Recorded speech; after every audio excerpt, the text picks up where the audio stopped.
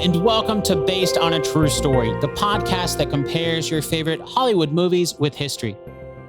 Today we're going to learn about the 1972 film called Young Winston.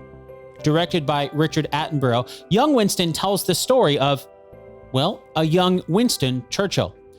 Of course, we best know Winston Churchill as the British Prime Minister during World War II, but in this movie, we get to see the events that led up to his political career. We get to see his childhood, his mother and father, his time as a war correspondent in South Africa during the Boer War, all the way up until he is elected to Parliament. To help us separate fact from fiction in the movie, we'll be joined by Dr. J. Furman Daniel, who is an associate professor of strategy at the National War College. So before we continue, here is a little disclaimer. The views expressed in this episode do not represent the views or opinions of the Department of Defense, the federal government, or the National War College. Today, Furman is joining us as the author behind an upcoming book called Mud, Blood, and Oil Paint, the remarkable year that made Winston Churchill. Before we chat with Furman, though, it's time to set up our game, Two Truths and a Lie. Now, if you're new to the show, here's how it works. I'm about to give you three things. Two of them are true, and that means one of them is an all-out lie. Are you ready? Okay, here they are. Number one, Churchill only went into politics because he didn't make money as an author. Number two, Churchill almost died during a game of tag when he was 18 years old. Number three, while in school, Churchill sold his father's autograph to his classmates. Got him? Okay, now as you're listening to our story today, your challenge is to identify which one of those is the lie. And of course, we'll do a recap at the end of the episode to see how well you did. All right, now it's time to connect with Furman Daniel about the historical accuracy of Young Winston.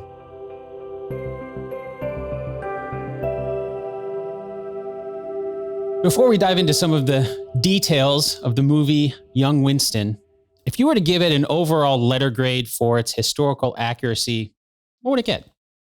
Dan, that's a great question. And unfortunately, it's a very hard one to answer because our main source for a lot of these episodes, a lot of these incidences, is Winston Churchill himself. So our source material is biased and probably historically inaccurate to start with. I'm going to have to give it 2 grades, and I hate to punt on your very first, very good question. I would give it an A or an A plus for how would Churchill like to be seen? And what is the kind of myth and the man and the legend that Winston Churchill wanted to kind of put out there to the world? It does a really good job of using the source material from Churchill's writings and making that into a entertaining and generally sticking to the source material that Churchill provides this movie. In terms of history, it's a little more of an incomplete. It's a little more of an I don't know type thing because, like I mentioned before, Churchill wrote the history for so much of this, and we kind of have to take his word for it. I will tell you, as a historian, as a biographer, Churchill loves to exaggerate. Churchill loves to make himself the center of every large historical event. And because of that, we got to be very careful with what Churchill says. And unfortunately, for a lot of these small episodes, with his family and at school, he's really our only source. So as a reflection of how Churchill wanted to be thought of, A plus. As a actual historiographical kind of thing, incomplete or maybe a B minus. I really don't know. Well, you say it's punting the question. I don't think so, because I think even as we started digging some of the details that we see, it's great to keep that in mind that we have to take it with a grain of salt, right? I mean, it's not going to be something that we know for a fact this is what happened. This might be what he said happened, but if he likes to exaggerate. Yeah, and Churchill is generally truthful. And I think his works do a good job of reflecting at least how he saw himself or how he wanted to be remembered. But yeah, we have to kind of trust him on some of this. And that's challenging. Yeah. Well, I guess, and two, it makes sense from another perspective of since we're talking about young Winston, it's in the title, Winston Churchill's earlier years, at the time, he didn't know what he's going to be. It's not like people go around and have biographers all, documenting everything that everybody does. I mean, if somebody were to do the same for my life or somebody else's life, like a lot of that I'd be the only source for that. Absolutely. And it's also worth noting that much of this material that the movie is based on, he wrote in the late 1920s, early 1930s, in a period of his life where actually his career was stalled. And he was writing this partly to make money, but partly also to kind of reintroduce the British public to the celebrity and the kind of larger than life Churchill, with an attempt to make money, but also kind of kickstart his career and remind the British public that he was a great hero and could be again. That's all very good to know. So if we go back into the movie and kind of throughout the entire movie, we get some narration from an adult Winston Churchill as he talks about his early life. And from that voiceover, we find out that at age 7, Winston was, as he says, cast out of his happy home to go to school. And the school seems to be a pretty strict one too, that we see in the movie. There's spankings for children who disobey. A 7-year-old Winston seems to enjoy it there, although he keeps writing letters back home, wishing that his parents would visit. Is that a good representation of what Winston's early school years were like? So this was a very common experience for the period for schools to be very strict and very kind of used to using corporal punishment, using embarrassment as a teaching tool and things like that. And I think Churchill was a fairly sensitive person, and some of that was very, very, very difficult for him, particularly at his first school, where the headmaster was very quick to use physical punishment for even minor infractions of the rules. I think Churchill was generally unhappy at school because he struggled academically, and he missed his parents, and he missed the kind of easy, comfortable life that the voiceover talks about.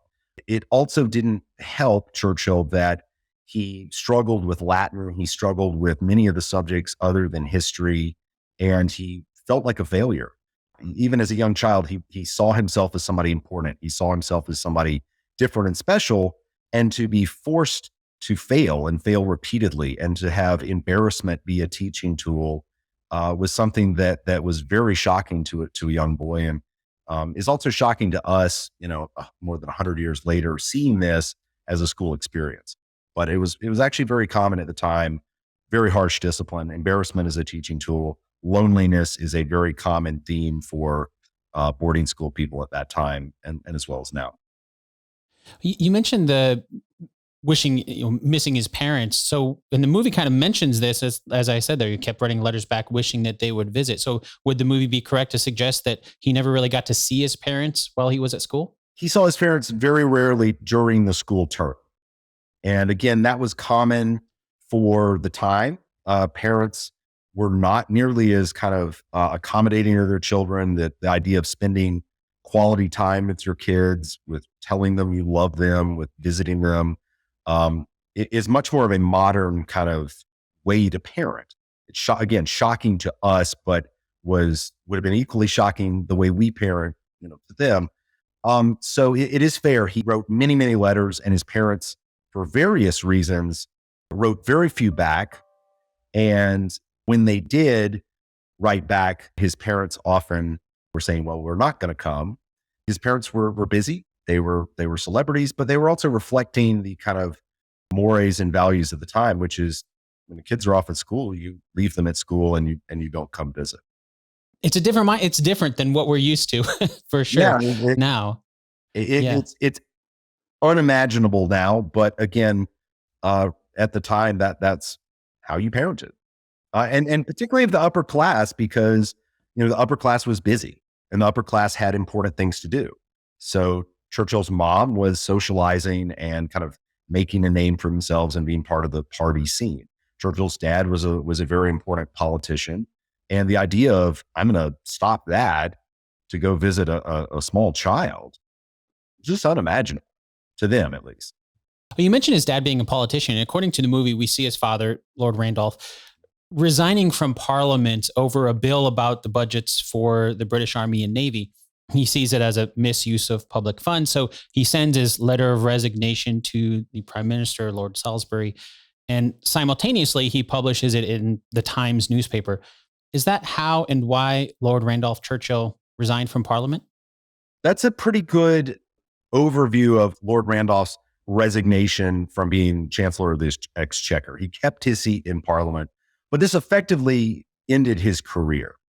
He tried to kind of use this issue of the Army and Navy budget to force the government to either accommodate him or vault himself to higher office, bring down the government and then replace them with himself. When this kind of gambit failed, he was left without an office and kind of as a national laughingstock, as someone that was seen as a wild card, an embarrassment, somebody who could not be trusted because he went and betrayed the party, leaked his speech to the press, and then had no plan whatsoever when this failed to actually reconcile with the government or to actually govern and lead. So it effectively ended his career. He was expecting it to almost, you said, overturn the government? Like he was expecting it. Obviously, he didn't want to ruin his career, I'm guessing, as a politician. What were his goals with that? Yeah, his goals were to basically incite a crisis over the budget, because Parliament had to pass a budget. If you incite a crisis over that, kind of like the budget showdown we're having now, he thought he could make himself the kind of kingmaker for Parliament and perhaps even become Prime Minister himself. You know, engineer a crisis, take advantage of it, be the hero, and vault to the top of politics was the idea. The movie has to, it's an incredibly complex political issue that's really hard to understand, as an American and over 100 years after the fact. But the movie actually does a pretty good job of at least showing that Randolph thought he could, use this crisis to promote his own career, and then how it spectacularly backfired and in effect ruined his career. One of the scenes in the movie shows seems like it's a rather simple conversation between Winston and his father. Just kind of a random morning, his dad blows up at him over breakfast, and then they have this conversation. And the conversation itself, as I was watching it in the movie, it didn't really seem to be that special, but the movie still made a big deal out of it because we can hear, again, adult Winston's voiceover saying that it was one of very few conversations, or one of very few long conversations that he had with his father. And then later in the movie, there's another scene when Winston is telling his dad how happy he is that he got into Sandhurst, but his dad goes on to say that Winston is the greatest disappointment, and he doesn't even really seem to know how old Winston is. He says he's not a boy anymore. He's almost 21, and Winston's like, I'm 19, corrects him there. So with the moments like these, I kind of walked away from the movie with the impression that Winston and his father's relationship seemed to be very one-sided. Winston was always striving for his father's approval, but his father never seemed to think that anything Winston did was good enough. How well did the movie do painting that picture of Winston and his father's relationship? In terms of this relationship, we have to take Winston Churchill's word for it. But I think the movie does a pretty good job of painting that relationship, at least how Churchill saw it. And the quote about this is one of the few long conversations I ever remember having with my father is taken directly from Churchill's writings. So the movie does a great job of at least including Churchill's kind of historical writings on that. And again, I think your description of it and the movie's kind of recounting of it in just a few minutes of movie time to take a very complex relationship that dozens of books have been written about and condensing it down into a couple of movies, I think it actually does a pretty good job of at least showing this, exalted father figure, this child who feels that he can never live up to the image of his father and that kind of wants to build a career to impress his father, to win his love and affection. I think that's certainly how Churchill portrayed that relationship. And I think the movie does a very good job of including that in there. It harkens back to what you started off with of this is all from Winston's perspective. Do we know anything from Lord Randolph's perspective? I mean, you said he didn't really write back to Winston. Did he write about Winston at all? So there's a very few letters from Randolph to Winston that survive. And most of them, kind of like the movie, are actually very critical of Churchill. Pointing out his failures in school, pointing out that as a cavalry officer, he would take more money to have a horse and a uniform and things like that. So the documentary record we do have, these letters from Randolph to Winston, generally support that. And the fact that there's not a lot of them, and many of them are very critical, it supports this narrative that Churchill and the movie portray. Yeah, it makes sense. I mean, you would think there would be more if it wasn't the case. Yeah, I mean, if you found dozens of flowery letters saying how much I love you, son, and I believe in you, and I want you to be successful, and I will help you, then it might, make you doubt the narrative that Churchill in the movie puts out. But lack of evidence does not mean evidence. But in this case, the evidence we do have supports that narrative pretty well. If we go back into the movie, we see Lord Randolph giving a speech in Parliament where he keeps forgetting what he's talking about. Then we hear an adult Winston's voiceover again. He mentions that his father died at age 46. And with all Winston's dreams of comradeship and entering the Parliament at his side, kind of dying along with him, how long or how well did the movie portray the way that his father's death affected Winston? I think the movie's trying to do so many things. It's such a, even with almost 3 hours of screen time, it's trying to wrap so many things together. But I think it does a pretty good job here. Lord Randolph probably, and I want to say probably, it's not been definitively proved, probably was suffering from syphilis, which affected his brain. And the movie talks about this. He probably had it for at least the last 10 years of his life. And it created this kind of physical and mental decline that the movie shows. The contemporary accounts of Randolph's speeches when he was a younger man were glowing, right? Even his enemies stopped to hear him speak. And by the end, he was this shell of a man who could barely speak, who could barely move. Churchill talked about how he died in public slowly. And I think the movie does a good job of showing him dying little by little, this great man, this eloquent speaker, dying slowly, but a kind of a public death where, everybody gets to see this person fall. And that affected Churchill greatly.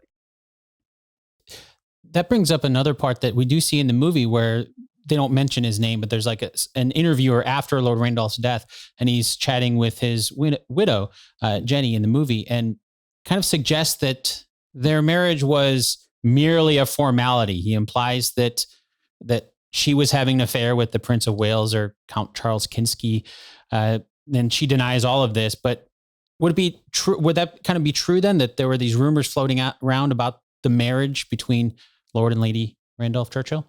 Yes. So again, and I want to be very careful here.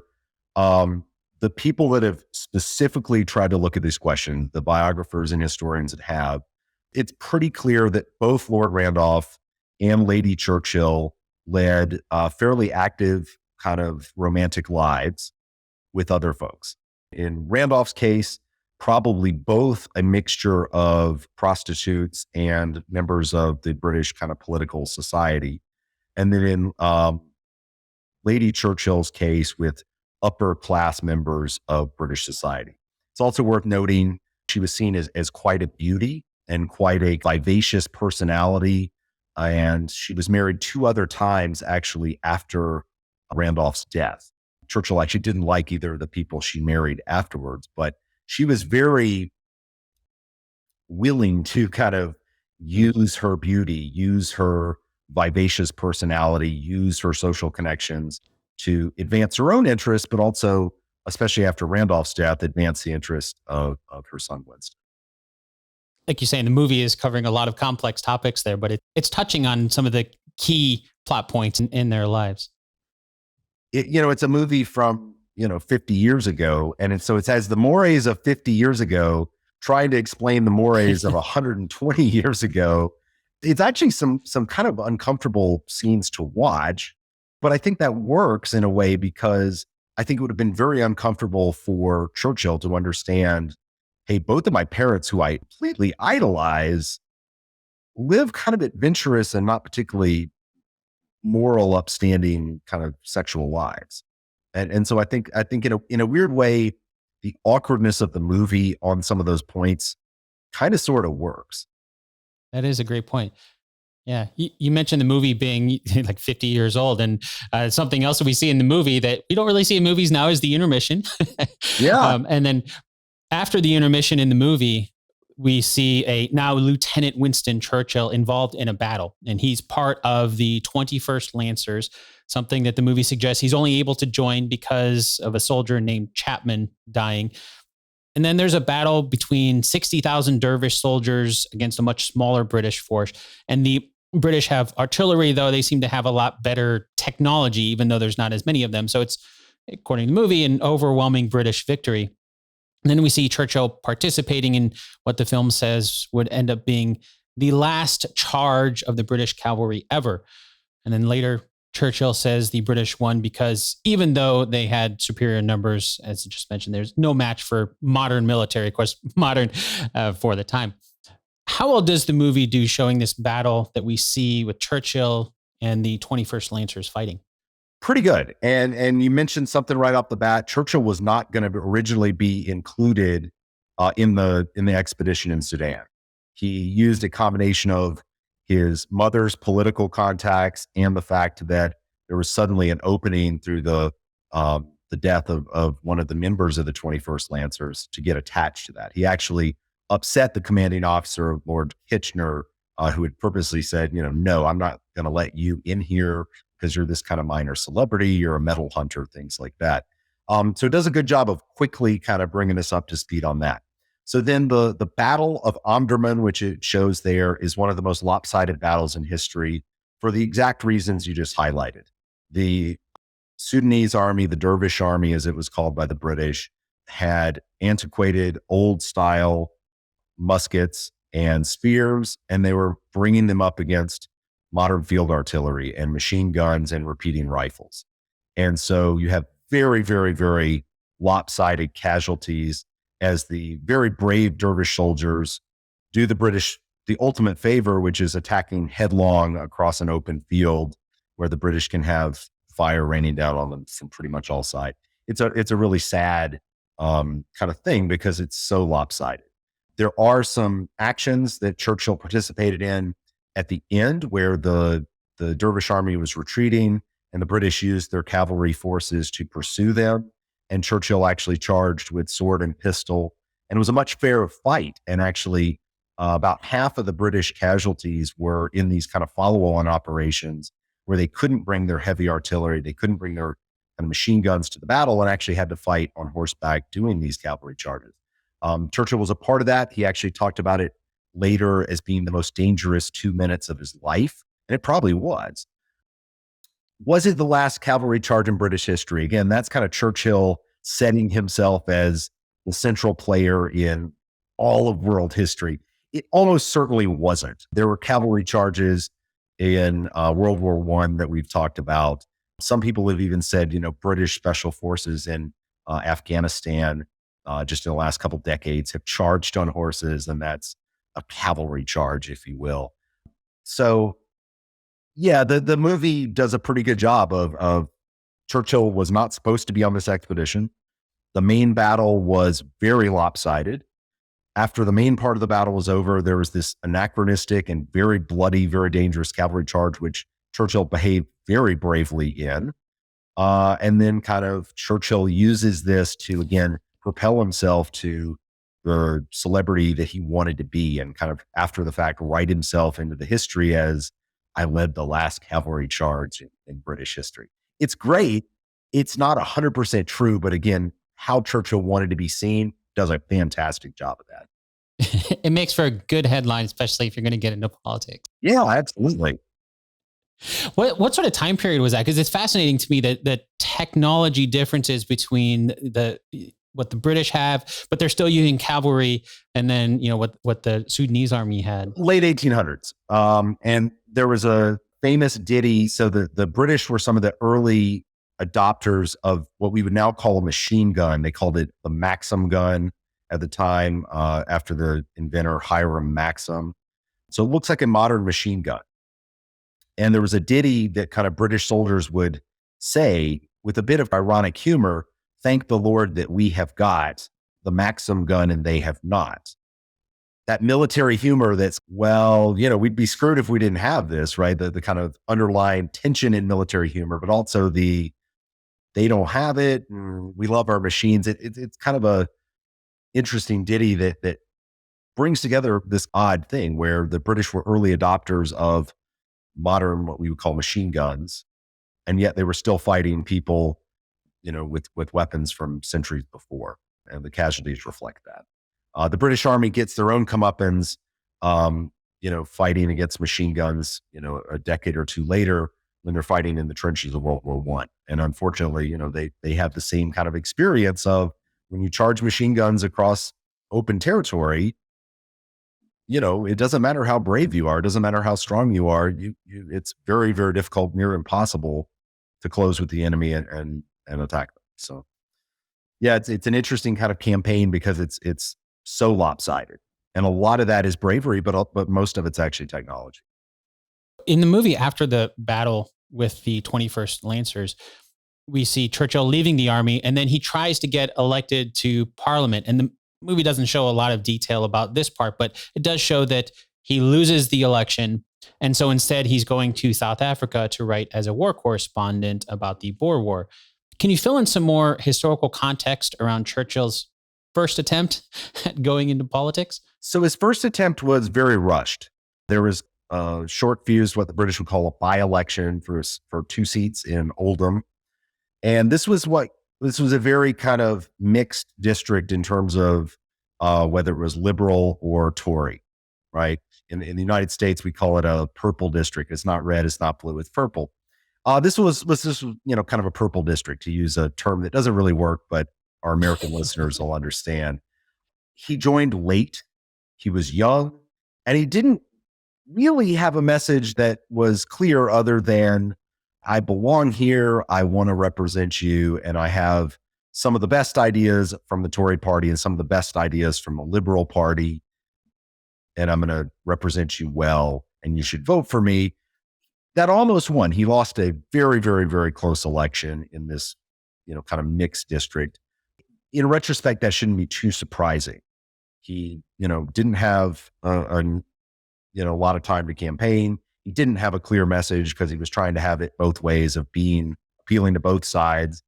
And he was young, he was inexperienced, and he still kind of had to run against the political legacy of his father, which he had crumbled before the public 10 years before. So he loses narrowly. And then, like you said, goes back to the Boer War to kind of try to make money and, again, rehabilitate his reputation. Was part of it the reason for him wanting to get into politics because of his father? Yes. And he idolized his father, like we were discussing earlier. And he just loved politics from the time he was a little boy. So it's hard to separate out how much of this was his father's influence versus how much was his own legitimate interest. But, one of his earliest interests were kind of history and politics and the story of the British people. And he saw this kind of as a natural career path for itself. Well, at this point in the movie, it mentions that Churchill published another book called The River War, where he criticized General Kitchener, as you mentioned earlier, particularly focused on the treatment of the enemy wounded. And we saw earlier in the movie that he wrote another book that Kitchener hated, but the Prince of Wales loved that book. And then later in the movie, there's another line of dialogue where Churchill mentioned that he's living off what he earns. And with his father's gone, he's supporting his mother and his younger brother, although I don't even think we see his younger brother in the movie at all. But perhaps I'm reading a little bit between the lines here, because even though the movie never mentions this, the impression that I got was that Churchill earned a living as a writer. So he decided to go to South Africa as a correspondent, not because he was giving up on politics after losing the first election, but almost like he just needed the money for that. Maybe politics would come back later. Is that a fair interpretation of what happened, or was he just completely giving up on that career at that point? So writing was a way for Churchill to make money. and he made quite a bit of money. Over the course of his career, he made the equivalent of about $20 million in modern money for his writing. He was one of the best paid authors in Great Britain for about a 30, 40-year period. It's actually amazing how much money he made writing. Quite frankly, I'm jealous. But yes, out of necessity, he had to write to make money. And he was very well paid for that. He also saw writing as a way, kind of like we've mentioned before, of writing himself into history and telling his side of the story and building that type of celebrity, myth of Winston Churchill that he wanted to tell. You mentioned the book, The River War, that he wrote that was critical of Kitchener. And it really was. But it was a best-selling book about the campaign against the dervishes in Sudan that made him quite a bit of money. Unfortunately, though, it did upset Kitchener because, like you mentioned, it mentions how Kitchener left dervish wounded on the battlefields at Omdurman and was insensitive to kind of their cries for help. It also talks about how Kitchener, after the battle was over, went into Khartoum, the capital there, and turned his artillery pieces on the shrine of some of the Muslim fighters that he was fighting against, the Mahdi's tomb. These are what we would now think of as war crimes. And Kitchener was jealous of his reputation too. He cared about how the public would think about him too. And this was very, very upsetting for Kitchener. Interestingly enough, the original drafts of Churchill's work were actually even more critical of Kitchener. And some of his private letters and private comments were much more negative of Kitchener. Churchill should have been perhaps a little more careful here because Kitchener was his commanding officer, so it was somewhat insubordinate. But Kitchener was also the single biggest hero to come out of first the campaign in Sudan, then the campaign in South Africa, and then he was the head of the British military during the first couple of years of World War I. So Churchill was using this writing to make a name for himself, to make a very bold and provocative claim, but while at the same time creating a pretty powerful enemy and creating some other problems for himself there too. He's making a lot of money off of this. So that in and of itself is motivation for a lot of people. But there's also, if there's war crimes going on, there's the letting people know about these things that are happening. Do we know if he was doing it to make the money, or was he letting, or is it maybe a mixture of both? Churchill was at his heart a romantic and an idealist. And so I think, yes, there's always I want to make money. There's always, I want to tell an interesting story and get attention and that. I think Churchill, interestingly enough, felt sympathy for his enemy and felt that it was wrong to treat wounded or dead with disrespect. And it was wrong to turn artillery pieces on cultural shrines, even of people of a kind of a breakaway sect of Islam that he didn't respect and didn't follow. I think he thought that was wrong. And his letters and some of his comments that did not get published as part of the book were much more critical on that point. And they're much more directed at Kitchener, and they're much more idealistic and naive about, we are British and we should be better than this. And this is the kind of nasty part of the British Empire, the nasty part of war, the nasty part of the modern world that makes me sad, that makes me sick to my stomach. It's odd to think of Churchill as a romantic in that way. It's odd to think of Churchill as an idealist. But I think in this case, that actually comes out, that Churchill saw the horrors of war and simultaneously kind of loved it, but at the same time was repulsed by the nastier parts of it at the same time. Do you think it'd be fair to say, and I'm going to be speculating here, but as part of that, kind of being romanticizing that and realizing that this is, something that's wrong. Do you think that was part of his reason for wanting to get into politics, or even more so than following in his father's footsteps? Like, he's recognizing that there's something wrong here and this is the way to fix it? Churchill always had a soft spot for kind of the underdogs.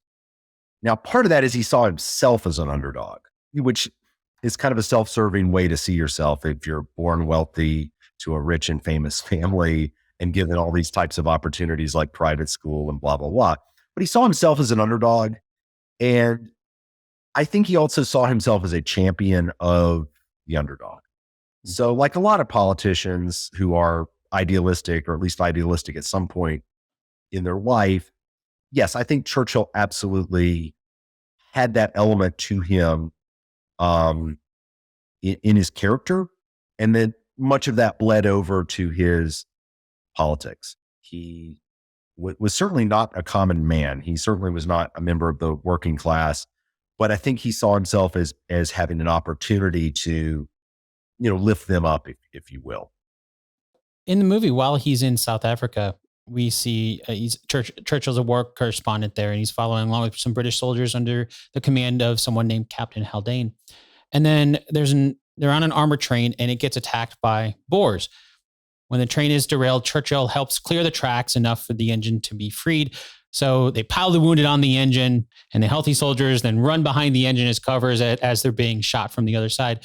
But the brakes go out, the brakes on the engine go out, I should say. And then there's a downgrade in the terrain, so the soldiers can't keep up with them. It's kind of one of those things that it almost seemed kind of circumstantial. I mean, I know there's terrain and things like that can happen, but it's like, what else can go wrong? The brakes go out right when there happens to be, the terrain there. So the soldiers are trying to keep up, but they can't. And then Churchill goes back to try to help the soldiers that were running along. And then he gets captured. How well did the movie do showing how Churchill was captured during the Boer War? It has to simplify the shootout with the train and what he was doing down in South Africa a little bit. And it has to simplify his capture and his transfer to the prison and his escape. But overall, it does a pretty good job. I mean, I think the script writers and the directors make a pretty good set of choices of what do we leave in, what do we leave out, and kind of keep that narrative moving. I think it does a pretty good job and is generally consistent with the historical evidence there as well. At least in the case of the train shootout and his capture, we don't have to just take Churchill's word. There was lots of eyewitnesses that attest to Churchill's bravery, the fact that he went above and beyond. He wasn't even technically a combatant, and yet he kind of put himself in this position of danger when he did not have to. It does a good job of making that an interesting scene with the train shootout, kind of almost a Wild West feel to certain parts of it. It does a good job of that, quickly moving that along while telling the story in a pretty accurate way as well. You mentioned the escape. And if we go back to the movie, we do see Winston Churchill escaping from where he's being held by climbing out of a latrine and then hopping onto a train. After a while, he jumps from the train while it's still moving and then wanders to a nearby house. And according to the movie, as I was watching, it just seemed like he just approached the very first house that he saw. And it just happens that the man inside, Mr. Howard, is a British man who says that he's the only house for miles that wouldn't have turned Churchill over. So then we see Mr. Howard and his colleague, Mr. Dewsnap, hide Churchill in their coal mine for 3 days and nights before coming up with a plan for Churchill to escape safely to the border. Then we see the plan, which is basically seems to involve distracting people enough for Churchill to hide under a tarp on a train that then he uses to reach the border safely. Was that really how Churchill escaped? That's about right. 3 very minor things that that part of the movie leaves out. So one is Churchill actually upset his fellow prisoners by escaping when he did. And the movie talks about how they didn't want to include him in their escape plans. And it shows how he kind of went out on his own without the other people he was supposed to escape with. It doesn't actually highlight the fact this really upset his fellow prisoners. His fellow prisoners felt betrayed. This fit some of the anti-Churchill narrative that he was this spoiled, selfish person who didn't play by other people's rules.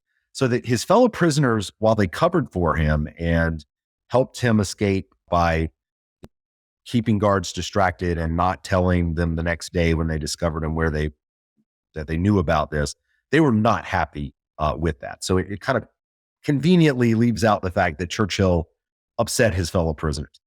It also leaves out the fact that Churchill wandered in the middle of the night after jumping off one of the trains. He wandered in the middle of the night through the desert for quite a while. And he actually used the stars, the North Star, to help guide him through this kind of wasteland in South Africa. And then it misses part of it. It kind of makes the scene where he's crossing the border a little more dramatic. He actually does not emerge and jump out of the train and say, "I'm Winston Bloody Churchill," fire his pistol in the air. He doesn't actually do that until he's 2 stops into safety, not immediately after the border when he does it in the film. But, I can understand for all those reasons, wandering in the desert at night's kind of a boring scene. Upsetting your fellow prisoners, yeah, you probably don't want that. And then being 2 stops out rather than just across the border is less dramatic. But 3 very minor points. The larger thing is entirely true. And Churchill, you mentioned it, was so lucky to knock on the door he did in the middle of the night. And Howard and the British crew at that coal mine, the House of the Coal Mine, were very, very brave to take him in and really did not have to. And, kind of let him hide in the coal mines. The other thing actually doesn't talk about is when he was down in the coal mine for 3 days hiding while they kind of came up with a plan to sneak him out, there were rats and he was terrified of rats, and the rats were eating his food and eating his candles. And it was kind of this gross thing. And again, I can understand why the movie doesn't want to, if it was a Disney movie, I'm sure they'd be talking rats and they'd be fast friends and help them escape. But given that they're trying to be historically accurate, they left the rats out. You mentioned the knocking on Mr. Howard's door, and that was the part that I was like, surely this, just picking a house seemingly at random, I was like, surely that's something that they compressed or they changed or something. But it seems like, that's just imagine how different history would be if he had picked a different house. Yeah, it's entirely true too. And it's one of those funny things. In Churchill's life, we know now that he became, the Winston Churchill of World War II, right? There are so many times in his life where little tiny coincidences like that, fate could have gone either way. And he actually ended up okay. In Churchill's version of history, that means that he had fate. That means he was destined to be this great person. As a historian, when I put on my hat, I say, wow, that was lucky. Or wow, that was a random chance, or, I'm glad that worked out. But again, when you look at how Churchill wanted that to be viewed, he loves to talk about how it was his destiny to be saved. He was part of this greater plan. And again, it fits nicely with that theme we keep returning to throughout our talk of Churchill wanted to be seen a certain way. And his writings and his kind of way of talking about himself created this narrative where Churchill is the essential person for this historical event, and he's saved so that he can be at the next historical event where he can do something important and be saved for the next historical event, and on and on and on and on. The movie does a pretty good job, again, of using that and building that. It could have been different here. It could have been different here. It could have been different here. And if any one of those hadn't have happened, you have a problem because Churchill's dead or captured or not the Winston Churchill that we ultimately have. You mentioned something the movie left out, being that he upset the other prisoners. And we don't see this in the movie, but there is a little bit of dialogue later that says that Churchill went back to help the other men escape from the prison that he was held in. Did he actually do that? So he did. After escaping, he rejoined the army and served in the military and was part of the British Army and their push to liberate Portrayal, where he'd been hidden. It wasn't like he was Rambo kicking down the gates and leading the prisoners out or anything like that. But, he served honorably when he absolutely did not have to. And he was part of a much larger British force that helped liberate those people. But, the scene there where it talks about he helped liberate them, is a little bit of creative license that Churchill himself used to kind of excuse himself. Well, I joined in and did my part rather than just leaving these guys behind. It's part of that kind of political narrative that all too convenient Churchill at the center of history approach. But no, he did not It was not like in an action movie where he's, follow me, guys, kicks down the door and, you know, saves the day. But he served honorably and he did his part. And he certainly didn't have to by that point in his career. When we see Churchill on the train is taking him to safety, we hear some reports from Pretoria to Rome to London and New York. Everybody seems to be following the hunt for Churchill. So when he shows up later, at that point, he's basically a celebrity already. Everybody was wondering where he was. And then, of course, he uses that to launch his political career. This time, he wins the vote. Was that how Churchill ended up getting elected to Parliament? It's a big part of it. And you're exactly right. He became a celebrity. And he became this kind of good news story in a period of that war for the British where most of the fighting was not going for them, right? And there was not a lot of good news stories. So this kind of, we have this member of the British press that got captured, acting bravely, was imprisoned, escaped, right out from the noses of the board. It became it took on a life of its own. And the fact that he had kind of gone missing and there was all these reports, that turned out many of them to be false about where he was, what he was doing. Was he wounded? Was he dead? Was he recaptured? It fueled this kind of myth of Churchill that he was more than happy to exploit by using it to run for office. And he also used it. He wrote a couple of books about his experience in South Africa. And he made an enormous amount of money, the equivalent of about $1 million in today's money, doing a lecture tour in Great Britain, the United States, and Canada, where he gave talks about his experience in South Africa and escaping.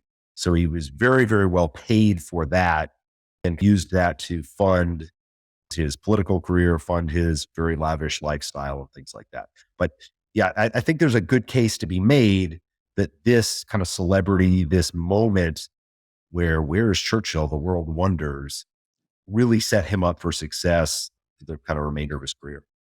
He seems like somebody that would be really good at taking advantage of that to make himself the center of that story for political purposes. Yeah, you could not imagine somebody more willing to talk about, write about, make it a part of his brand, if you will, as Winston Churchill. Winston Churchill really was about branding Winston Churchill. And he did an amazing job at that. And it helped that he had real adventures and really truly was a brave hero.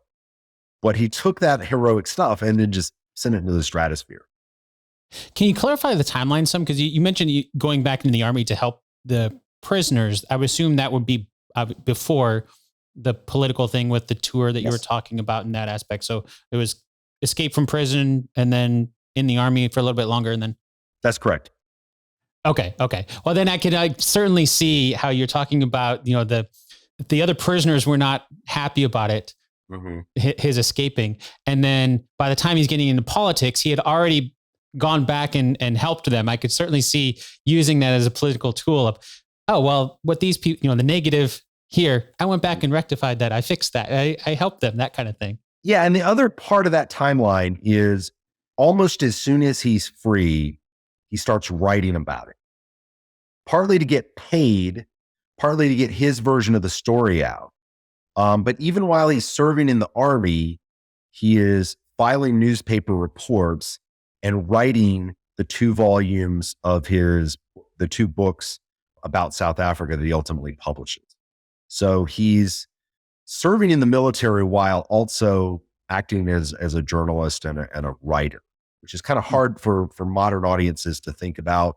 He was also writing during this period because he wanted to get his book and his articles and his side of the story out quickly and get paid, of course. Yeah, I mean, it makes sense too. I mean, if he's an author and that's what he's been used to doing is writing about these experiences, then you have an experience. Yeah, I could understand writing about it. One thing I just can't imagine, and people sometimes ask me, what was Churchill's key to success? And there is no one single key to success. But one of the things I always come back to is just the amazing energy he had throughout his life. This kind of, I am going to succeed and I am going to put all of my effort into doing this. I cannot imagine serving in the military in a war zone and writing a book and writing articles and sending messages and letters to prominent, publishers and politicians, doing all of that at the same time is just amazing. I think it speaks to his desire to brand himself and to achieve fame or die trying. And I think it's pretty amazing. The culmination near the end of the movie depicts Churchill giving his first major speech in Parliament.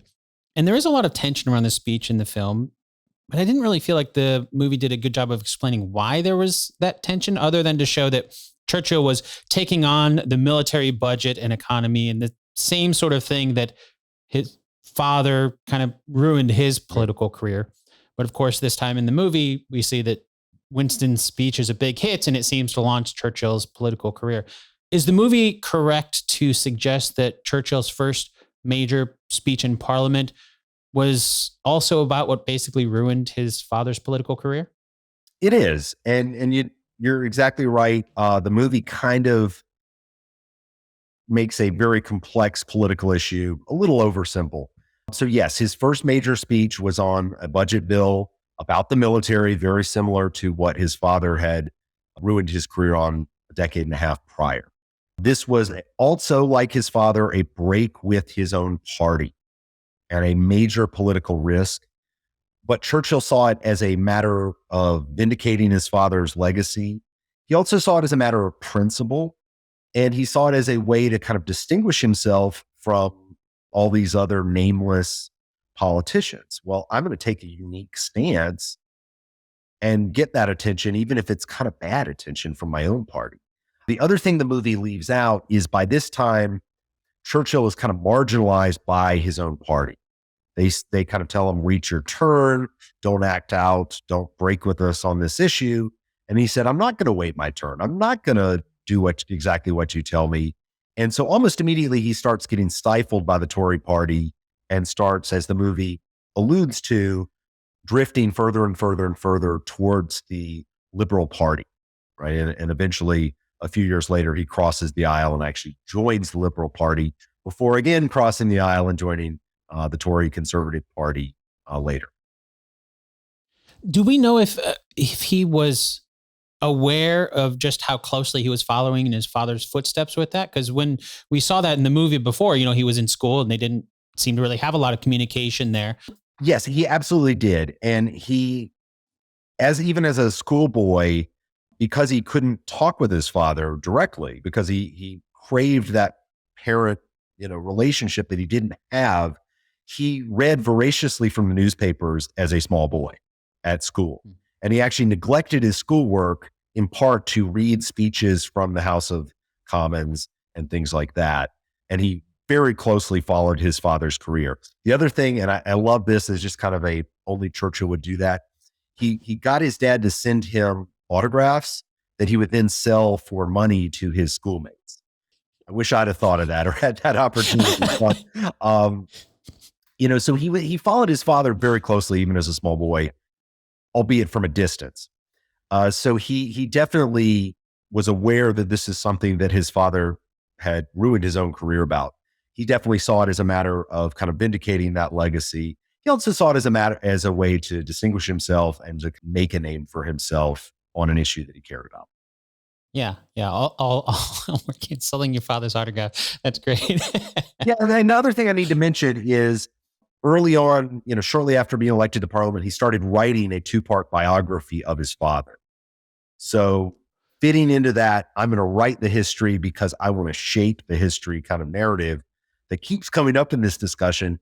He wrote a very flattering, almost too much biography of his father, right? And again, trying to vindicate and show my father gave up his career out of principle and love for the British people and blah, blah, blah, blah, blah.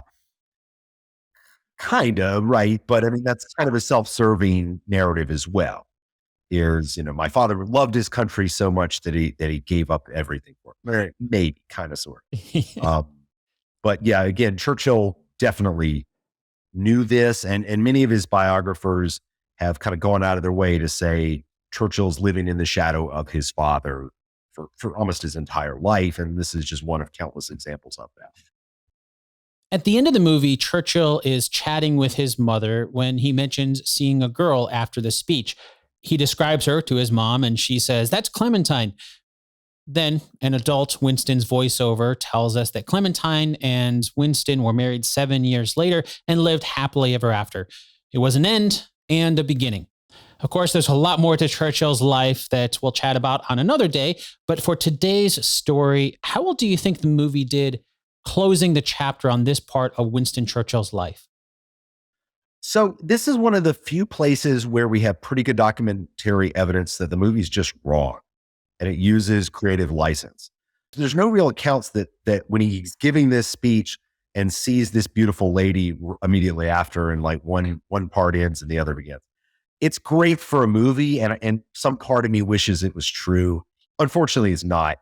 He met Clementine at a party and was apparently, during this period, but not at Parliament. He met her at a party and was actually very shy, was apparently so overwhelmed by her kind of presence and her strong personality that he refused to talk to her. And that it was only several weeks later that he was actually seated by her at a different party. They began to talk and developed a friendship that blossomed into love and marriage. I wish this kind of, I looked up and I saw her and who is this wonderful person, and I got married 7 years later. It's true. It's really not. I will say though, Churchill's relationship with Clementine is essential for him. She was truly his soulmate. She understood him. She supported him. She loved him. She was strong enough when she had to actually stand up to him, which very few people were. They had truly a loving relationship. And unlike his parents, he was remarkably faithful to Clementine in that way as well. So kind of, it shows the importance of her starting in this period of his life, but the actual circumstances of them meeting like that at Parliament, not true. I can understand, again, from a movie's perspective, kind of wrapping it up. They have a lot to cover. I'll kind of give the movie that. I mean, it does pretty well on most of the other stuff. And, I think that's a relatively small thing, actually. Yeah. Is there anything about Winston Churchill's younger life that you wish had made its way into the movie that didn't? I think if there was one I would want to include, it was when he was 18 years old and he was playing a game of tag with his family.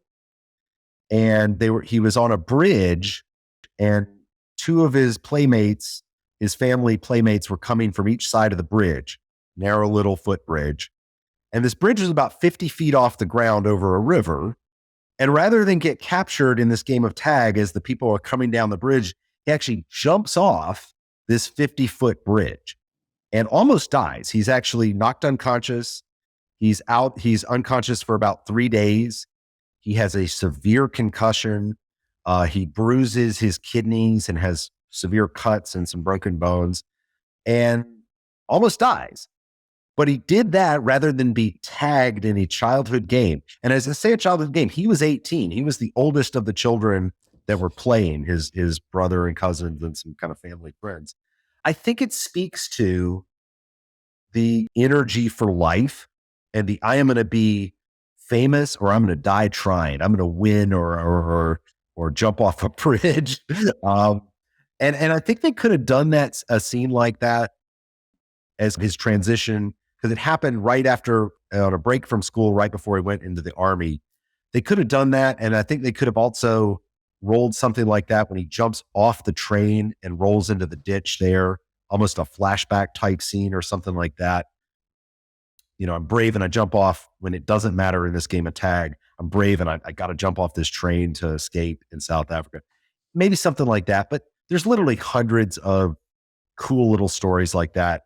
And I think in general, the movie does a pretty good job of choosing good ones and weaving them together in a pretty coherent script. Yeah, I guess just the thought process behind that. I mean, being 18, you have to, young, but old enough to know better, I would think. Right. And old enough, I wouldn't have cared that much about a game of tag at 18, It reminds me of Maybe 10% more that than. movie, the tag movie, where they're still playing the game of tag after decades. Yeah, well, if you have me on the show again, I'll do a history of the game of tag. I don't know. I actually talked to a couple of people that they based the movie on, and they did some pretty crazy things for sure. Really? Okay. Yeah, Cool. definitely. Yeah. Well, thank you so much for coming on to chat about Young Winston. For listeners who don't know, you have a book about Winston Churchill that's coming out soon. And once that is published, of course, I'll have you back on to chat about Winston Churchill during World War II and some of who he became after the events in this movie. But before I let you go, can you share a sneak peek of your upcoming book and where someone listening to this episode can learn about more of your work? So yeah, thanks for letting me talk about myself a little bit. So upcoming book, it'll be out in kind of spring of 2024, University of Kentucky Press. The title is Blood, Mud, and Oil Paint, the remarkable year that made Winston Churchill. It basically looks at a 1-year period of his life when he's 40 years old, from spring of 1915 to spring of 1916, where he really has his greatest failure. It's during the middle of World War I. He loses his job as the head of the British Admiralty. He's faces severe depression, severe financial hardship, and he actually joins back into the military, goes to fight on the front lines of World War I, and wins yet again kind of military glory. During this period, he also learns to paint, which becomes a source of great joy for him the remainder of his life. So the blood of World War I and the blood of failure, the mud of the trenches, and the oil paint that helps him redeem himself. And told in a kind of a 1-year slice of his life that I say is the single worst year of his life, or worst 12-month period of his life, but also that serves as kind of this redemptive moment for him. So check it out when it comes out. Wow. Yeah. He had such a fascinating life that Yeah. he's had so much. I didn't even know he was into painting and Yeah, he was an absolutely fantastic painter. And of course he painted hundreds of paintings, and actually was won some art contest where he put his paintings in under a different name, because he was afraid that if he put them in under his own name, they would, give him kind of the sympathy prize. So he put it in under a pseudonym and actually won several art competitions. It was a pretty fantastic painter. Wow. Well, I'll make sure to include a link in the show notes for this episode when that book comes out. Thank you again so much for your time. Dan, I really appreciate it. I love your podcast and what you do. Keep up the good work and let me know how I can help. Thank you very much. Thank you.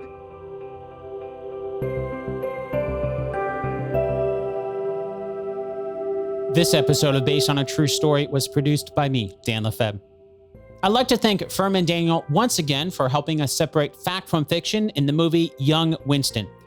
If you want to learn more about Winston Churchill, as I mentioned at the beginning of this episode, Furman has a new book coming out called Mud, Blood, and Oil Paint, the remarkable year that made Winston Churchill. But that book is slated to be coming out in early 2024, and I'm recording this in 2023. So as of this recording, it's not available. As soon as it is, I will add a link to it in the show notes for this episode. So if you're listening to this in the future and you see that link, make sure to pick up a copy of Furman's book to learn more about the true story. And until then, I will add a link to Furman's other books so you can check those out until his Churchill book is published. Oh, and personally, I don't always remember things. So if you're like me and listening to this in 2023 and are likely to forget about Furman's book in 2024, don't worry.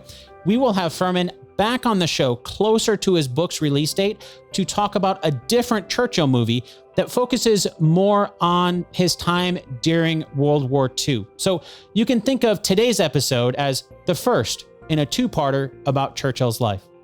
Okay, now it's time for the answer to our 2 truths and a lie game from the beginning of the episode. And as a quick refresher, here are the 2 truths and 1 lie. Number 1, Churchill only went into politics because he didn't make money as an author.